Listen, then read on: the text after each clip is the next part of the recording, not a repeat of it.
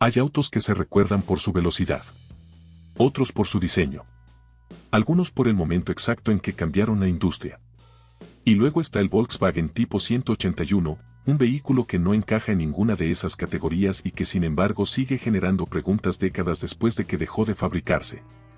A primera vista parece fácil de leer. Puertas que se desmontan. Parabrisas que se abate hacia adelante. Piso completamente plano. Sin curvas ambiciosas, sin tecnología visible, sin nada que sugiera que alguien invirtió demasiado esfuerzo en hacerlo atractivo. Es el tipo de vehículo que en una exposición de autos clásicos atrae miradas curiosas pero pocas veces explicaciones profundas. Se le conoció como el Safari en México, como el Ting en Estados Unidos, como el Trekker en Reino Unido. Nombres distintos para un mismo objeto que el mercado nunca supo exactamente dónde colocar. ¿Era un todoterreno? ¿Un utilitario?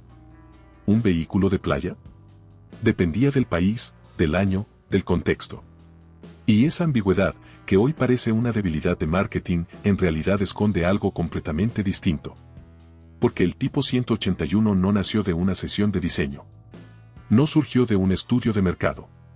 No fue la respuesta a lo que los consumidores pedían en los años 60. Fue la respuesta a un problema mucho más antiguo, mucho más serio, y con un origen que incomoda cuando se examina con atención. La pregunta que pocos se hacen al verlo es la más importante, porque en 1969, cuando la industria automotriz europea ya desarrollaba tracción delantera, carrocerías monocasco y motores refrigerados por agua, Volkswagen lanzó un vehículo con motor trasero enfriado por aire, chasis separado y puertas desmontables. No por nostalgia.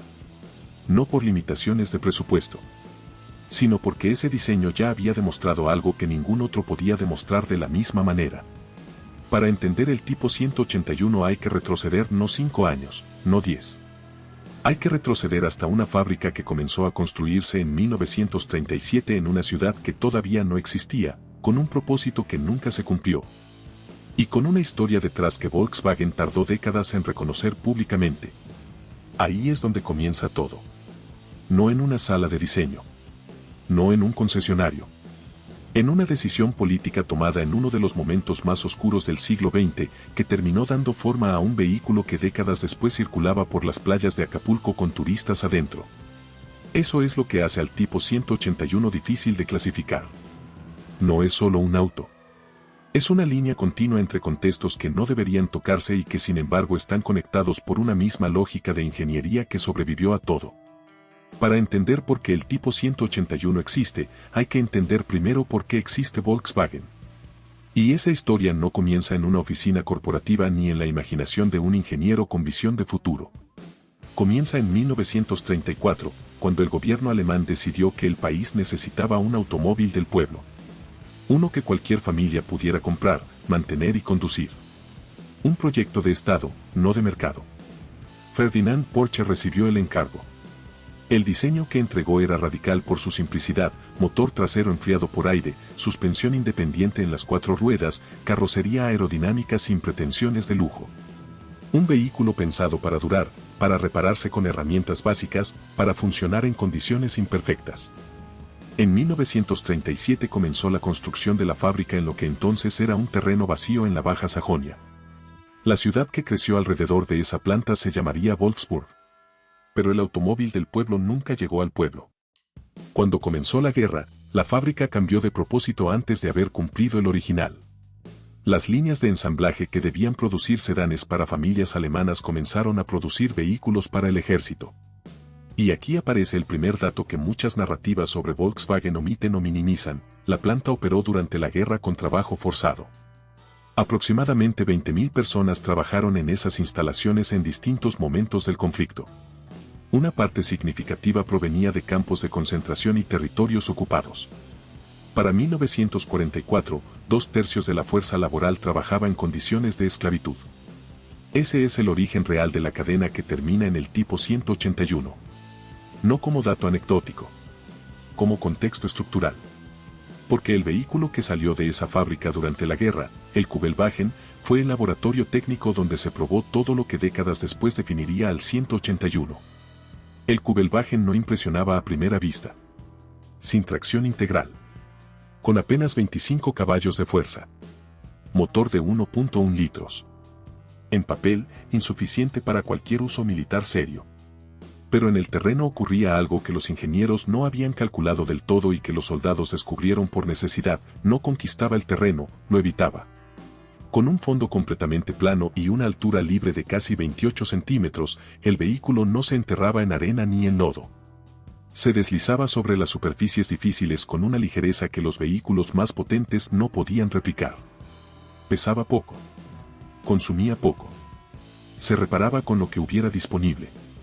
Y eso, en una guerra donde la logística lo era todo, valía más que la potencia bruta. Más de 50.000 unidades producidas. Eso no es un vehículo menor. Es una decisión técnica validada por el uso extremo. Lo que ocurrió en 1945 con la planta de Volkswagen es uno de esos episodios que la historia industrial prefiere no examinar demasiado de cerca, porque lo que revela resulta incómodo de sostener con una narrativa simple. Cuando las fuerzas aliadas avanzaron sobre Alemania y tomaron el control de Wolfsburg, encontraron una fábrica casi intacta. Los bombardeos habían dañado parte de las instalaciones, pero la maquinaria esencial seguía operativa. Y las tropas estadounidenses, que llegaron con sus propios vehículos, con sus propios estándares, con su propio orgullo industrial, tomaron una decisión que en retrospectiva dice mucho sobre cómo funciona realmente la ingeniería cuando se separa de su contexto de origen. Comenzaron a usar los vehículos que encontraron. Y muy pronto descubrieron algo que no esperaban. El Kübelwagen consumía 3 veces menos combustible que el Jeep estándar de las fuerzas aliadas. Pesaba 1/3 menos. Su motor enfriado por aire era extremadamente fiable en condiciones donde un radiador representaba un punto de falla permanente. Y su fondo plano, combinado con su bajo peso, lo hacía superior en terrenos donde el Jeep, más potente y más pesado, simplemente se hundía. No hubo ideología en esa decisión. Hubo eficiencia. Y ese es exactamente el tipo de momento que obliga a repensar la manera en que normalmente contamos las historias de los objetos. Porque un vehículo nacido dentro de la maquinaria industrial de un régimen que acababa de ser derrotado terminó siendo utilizado por quienes lo derrotaron, no por capricho ni por ironía histórica, sino porque funcionaba mejor. Eso plantea una pregunta difícil. ¿Qué pasa con la ingeniería cuando el contexto que la produjo desaparece? ¿Se contamina para siempre o simplemente continúa siendo lo que es, una solución a un problema? La respuesta que dio la historia no fue filosófica. Fue práctica. Volkswagen sobrevivió. La fábrica siguió operando bajo supervisión británica primero, y luego como empresa reconstruida dentro de la Nueva Alemania. El motor enfriado por aire continuó. La plataforma de chasis separado continuó. Y la lógica de construir vehículos simples, reparables, adaptables, continuó también. Durante los años 50 y 60, mientras la industria automotriz global avanzaba hacia mayor complejidad, Volkswagen mantuvo una filosofía que el mercado civil fue adoptando de manera masiva. El escarabajo se convirtió en un fenómeno cultural. El transporte redefinió la utilidad comercial. Y en algún punto dentro de esa cadena, alguien formuló una pregunta que llevaba años sin respuesta formal. ¿Qué pasaría si se volviera a construir un vehículo con la misma lógica del Kübelwagen, pero para el mundo de los años 70?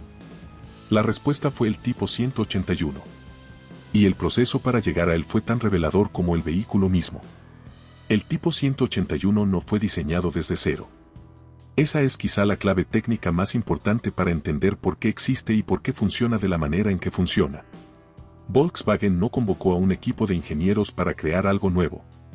Lo que hizo fue algo más inteligente y más eficiente: tomó componentes que ya existían, que ya estaban probados, que ya tenían décadas de uso real, y los reorganizó en una arquitectura que resolvía un problema específico. El motor venía del escarabajo. La caja de velocidades también. La plataforma de chasis era una versión modificada de la que ya usaban otros modelos de la línea.